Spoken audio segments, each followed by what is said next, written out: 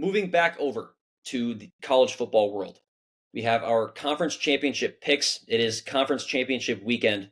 The college football regular season is officially over, which is just crazy. It feels like it just started yesterday.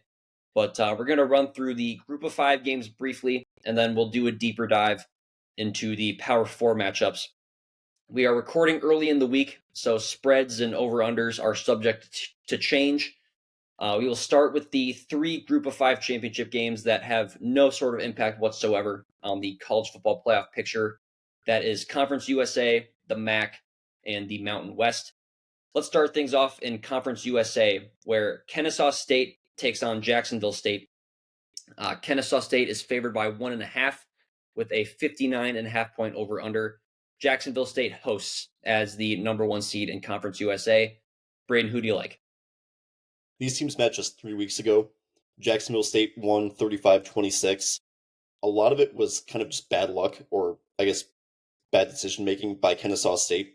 They outgained Jacksonville State 579 to 252, but they turned the ball over 4 times. Looking at this week's matchup, Kennesaw State has a pretty average run defense. Jacksonville State running back Cam Cook leads the country with 1,588 rushing yards. I think he had like 130 yards in the first match between these two teams. So while it's difficult to beat a team twice, playing at home both times helps. Give me the Gamecocks in this one. I'll take Jacksonville State by a score of 35-31. I'm gonna go with Kennesaw State. I think they've been the better team all year. You mentioned the 4 turnovers in that first matchup. They still only won by 9. Jacksonville State is. Kennesaw State, like you said, has had damn near 600 yards of offense in that game. So I think it's going to be high scoring. I'm going to take the over in this one. But I will take Kennesaw State to win and cover with a 35-31 final score. Moving to the MAC, we've got Miami of Ohio taking on Western Michigan, who is 2.5 point favorites with a 43.5 point over-under. The game is at Ford Field. No team hosts, depending on seeding. That's just where the game is at. So technically a neutral site might favor Western Michigan a little bit more. But Braden, who do you like in this one? Yeah, I mean, my analysis was kind of based on this being an outdoor game. I didn't realize it was a Ford Field, so throw that out the window. These teams played on October 25th. Miami was at home for that one, and the Redhawks won it 26-17 in the other Oxford. However, their quarterback in that game, DeQuan Finn, is no longer with the program. He's like sitting out to prep for the NFL draft or something, which is weird considering he's probably going to be a day 3 pick at best. But I digress. In that game, Miami did not score a touchdown until the fourth quarter. They then outscored the Broncos 17-0. And what I was going to say was it was supposed to be 33 degrees and snowy in Kalamazoo, but obviously it doesn't matter at Ford Field. Give me Western Michigan regardless at a semi-neutral site. I will take Western Michigan by a score of 21-13. Maybe I'd bump those points up a little bit with this game being indoors, but I'll stick with my original prediction for that one. 3 of Western Michigan's 4 losses this year are to Michigan State, Illinois, and North Texas. The other, of course, like you mentioned, is to Miami, Ohio. DeQuan Finn, not a quarterback. He was at that game. It is tough to beat a team twice. It's a 2-hour drive from the Western Michigan campus to Ford Field. I will take them to win and cover in this one. I will take the over as I think Western Michigan is going to win 27-21 in this one and become the MAC champion. And then the last of the 3, I shouldn't say irrelevant group of 5 championship games, but lesser important championship games, we'll say. The Mountain West, Boise State and UNLV. Boise State is a 4-point favorite with an over-under of 58.5 points. Boise State hosts as the Mountain West Conference number 1 seed. Who wins, Braden? Yeah, first things first, I love how this game came down to computer metrics. Certainly no shenanigans going on there by the Mountain West to snub New Mexico. But we already saw this game earlier this year, where previously undefeated UNLV was outscored 28-7 after halftime on the Smurf turf in a 56-31 loss. The Rebels are 10th in points per game, 14th in yards per game, but they are 78th in points allowed, they're 91st in yards allowed, and they are 115th in opponent yards per play. Boise State is significantly more balanced. They're 45th in points per game, 54th in points allowed, and then yardage-wise, they're even better at 36th in yards per game and 29th in yards allowed. I thought this game was being played at Allegiant Stadium. I might need to go double-check that.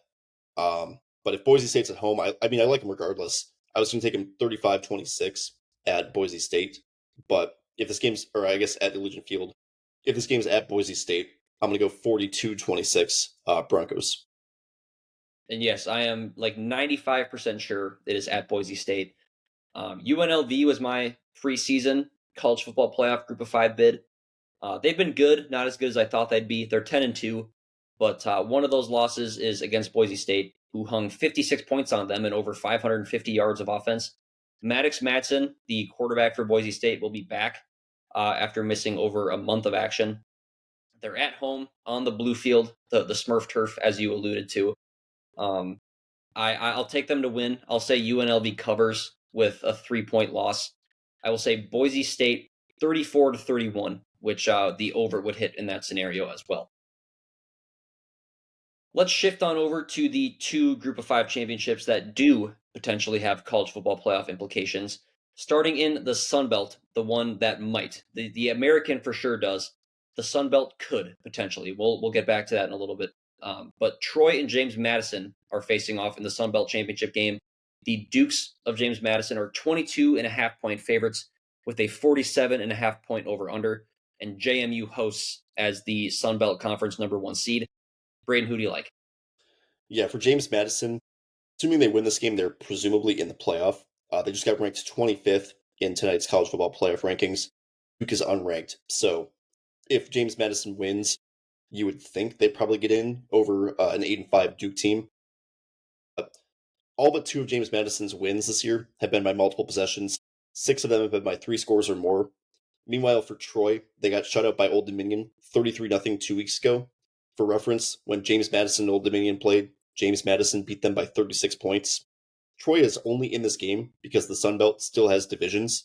They're kind of archaic in that way. I'm going to go with James Madison in a blowout here. I'm going to score with a score of 45-10. My original pick is going to be 31-10 until I realized James Madison would just try to run up the score as much as possible to impress the committee. So I think the Dukes roll in this one and are likely in the college football playoff with a Virginia loss. Yeah, and it is important that they do need Duke to win that ACC championship game in order to really have a chance. Although I guess you never know in the American. If North Texas wins and Tulane loses, that could change some things up. I don't know. But I've turned into kind of a JMU truther the last few weeks. I've been saying they've been ranked too low in the playoff rankings. Bob Chesney is gone, but he will be around through the end of the year, so he's not really gone yet. Troy has lost 2 of their last 4 games, and James Madison, like we said, could make the playoff with some help from Duke. I don't see any world where they lose this game. I'm going to take James Madison. I'm going to take them to cover as well. I initially had Troy covering, but I'm going to say that James Madison covers. I'm going to say 37-10, and with that, the 47.5-point over/under would just narrowly hit on the underside. But I think James Madison rolls in this one comfortably. And then in the American, number 24 Tulane taking on North Texas. I should say I made this before the playoff rankings came out. So that might not be completely correct. I think I saw Tulane moved up to like number 20. But North Texas is a 2.5-point favorite with an over/under of 66.5 points, just a ridiculously high total. Both teams' coaches have been hired elsewhere, but both will be coaching in this game. And with Tulane being the 1 seed in the American, they will host. Braden, who do you like? Yeah, similar to Boise State UNLV, I think Tulane's balance is a big factor in this one. North Texas has a great offense. Their defense is kind of mediocre. That might be generous. South Florida hung 63 points on them in October. With Tulane being at home, I think that gives them the edge. Jake Retzloff has been pretty nice this year. He's not, up to the caliber of Meston Meeker, but has been enough to win a lot of games for Tulane. So it's a marginal upset with North Texas being somehow favored on the road, which is a little bit odd. I'm going to take Tulane by a final score of 38-31, so the over will slightly cash. And yeah, just for accuracy purposes, North Texas is ranked 24, Tulane is ranked 20. So this will be a ranked matchup, which is pretty cool. Winner of this game is a shoe-in for college football playoff spot. The North Texas defense has looked much better since getting 63 points hung on them by USF earlier this year. And this will be the best team that Tulane has faced since they played Ole Miss back in, I think, September. And I think they might struggle to contain the North Texas offense, quite frankly. So Give me North Texas to go into Louisiana and win the American Conference, get a college football playoff bid. They win, they cover the 2.5 points, and the over hits in a thriller. I'm going to say 38-35 with a North Texas walk-off field goal. Now we move to the Power Four, where the implications are much higher. We'll go a little more in depth on these games. We'll start in the ACC with Virginia taking on Duke. Virginia somehow only 3.5 point favorite, despite being ranked and Duke being a 4-loss team. I thought that was interesting. With a 57.5 point over under. We brought up the possibility of an ACC-less playoff a few weeks ago, and with the Duke win, that could legitimately happen. So, Braden, can they get it done in this matchup? Well, first things first, Duke being in this game because a 1-10 Boston College beat a 3-8 Syracuse might be the funniest thing to ever happen in college football.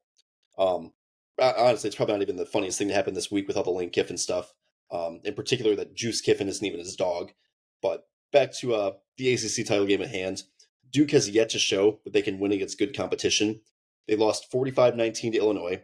They lost at Tulane 34-27. They lost at home to Georgia Tech 27-18. They lost 37-34 at UConn. And they played Virginia recently. They lost 34-17. Virginia is also on my fraud radar because they've been winning games by the skin of their teeth very consistently, but they are significantly better than the Duke Blue Devils. With Chandler Morris starting and finishing their games, the Cavaliers' only loss is to North Carolina State all the way back on September 6th. He had to leave their loss against Wake Forest with an injury, came back the next week. I'm going to go Virginia in this one. The spread being close is a little bit of a red flag, so I'm going to pick this game to be kind of close. I'm going to go Virginia 24, Duke 20. I think Virginia gets it done. They just beat Duke by 17 a few weeks ago, like you mentioned. That game was at Duke's place.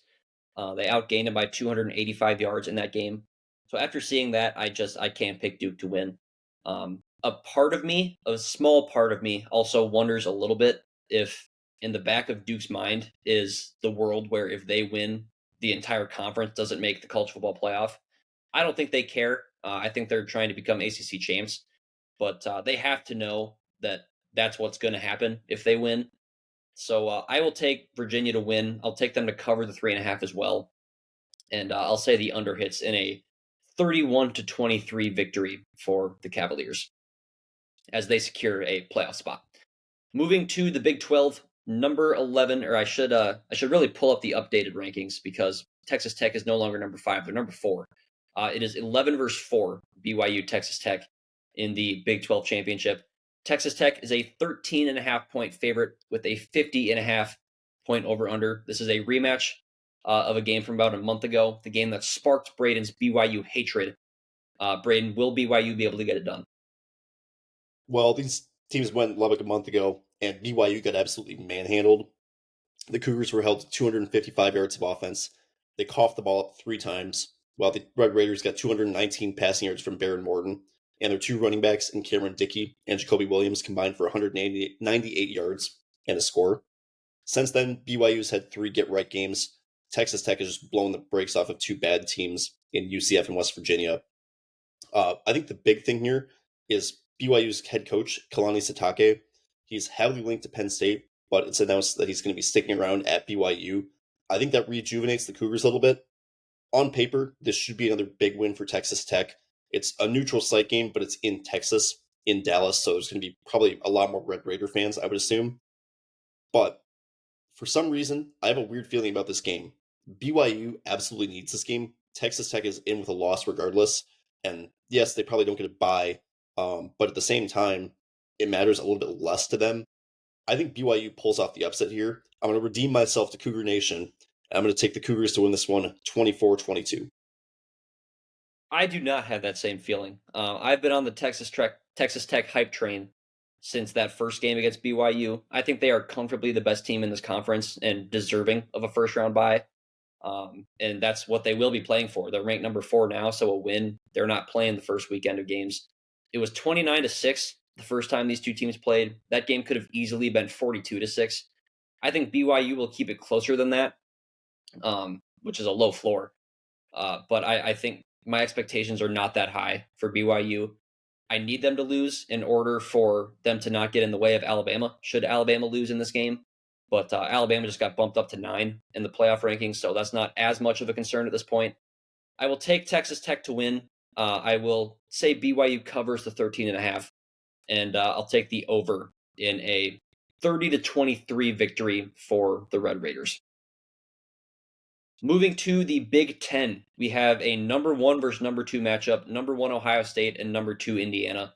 The Buckeyes are 5.5-point favorites with a 48.5-point over-under. This is the first number 1 versus number 2 matchup since 2022, and only the 5th number 1 versus number 2 matchup of the college football playoff era. Braden, who wins this one? I'm really excited for this game, assuming both teams actually try, because I think both have buys locked up regardless. Indiana's offense is extremely exciting. Obviously, you have Fernando Mendoza at quarterback, but their running back room is great as well, with Roman Hemby and Kalen Black. And then in the wide receiver room, you have Elijah Surratt and Omar Cooper, who are both phenomenal as well. The defense is a little bit hit or miss. For the most part, they've been good, but they also really haven't been tested in quite a while. However, on the other side of the ball, the Ohio State defense is historically elite. They have the best scoring defense since the 1988 Auburn Tigers. They surrendered just 7.8 points per game. That Auburn team was at 7.2 points per game, just for reference. So the Buckeyes' defense is going to be phenomenal going into this game as well. Their offense is also no slouch. Julian Sayin looks great, had a great game against Michigan. The running back room is very good. Bo Jackson, as a freshman, has been phenomenal all season. And then now you have Jeremiah Smith and Carnell Tate back from their one-game hiatus. I think Ohio State wins this one. I wouldn't say in a rout, but I think they win it comfortably. I'm going to go with Ohio State by a final score of 24-16. So I think the Buckeyes cover the 4.5, and the under will hit in this game.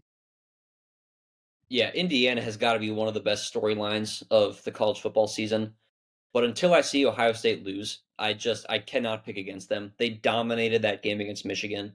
They have comfortably the best defense in the country. The gap between Ohio State and second place Toledo in yards allowed per game is about 43.5 yards per game. That gap is greater than the gap between Toledo and 13th ranked Georgia. So if Indiana wins, I think it's going to have to be because Fernando Mendoza just lit up the Ohio State secondary, and I don't see that happening in this one. So I'm going to say Julian Sayin wraps up the Heisman campaign this weekend with a big win over Indiana. I will say the Buckeyes win and cover the 5.5 points, and the under hits as well in a 27-20 win for the Buckeyes. And then the last of the Power 4 conference championships, number 3 Georgia and number 9 Alabama.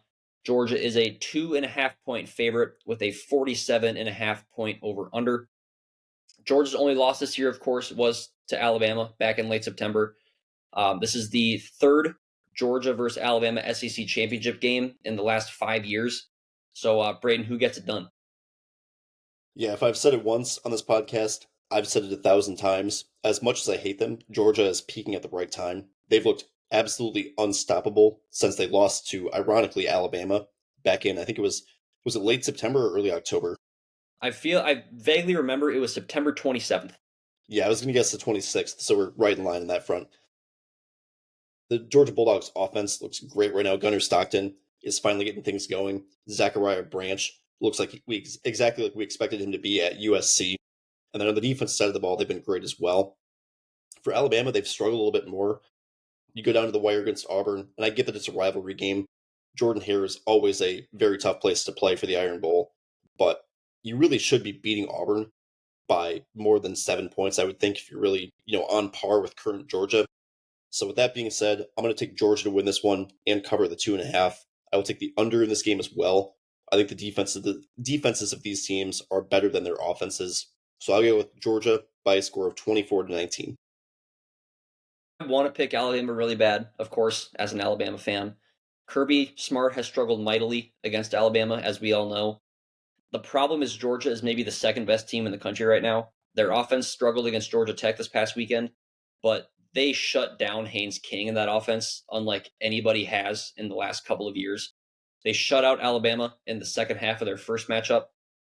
And the Tide has had some struggles offensively the last few games. Ty Simpson has really came back down to earth since this first matchup when he really kind of burst onto the scene. The deep ball has not been there. Ryan Williams has been non-existent. They also might be without their starting tight end Josh Cuevas, which is a bigger deal than it just sounds like. So I'm going to take Georgia to win. It's hard to beat a team twice, although Georgia just beat Texas twice a year ago, so who knows?